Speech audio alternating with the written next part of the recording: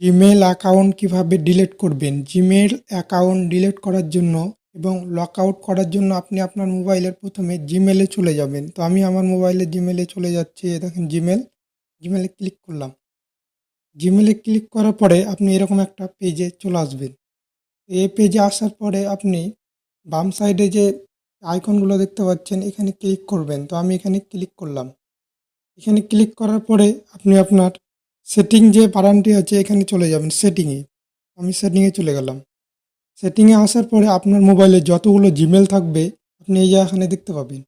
আপনি যে জিমেলটাকে ডিলিট করবেন সেই জিমেলটিকে বেছে নেবেন। তো আমার এখানে একটাই জিমেল লগ ইন করা আছে, আমি এই জিমেলটিকে ডিলিট করব। সেই জন্য আমি আমার এখানে যে জিমেল লেখা আছে এই জিমেল লেখাতে আমি ক্লিক করলাম।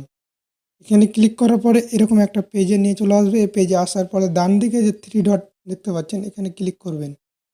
এখানে ক্লিক করার পরে আপনি আবার এই যে এখানে ক্লিক করবেন। আমি আবার এখানে ক্লিক করলাম।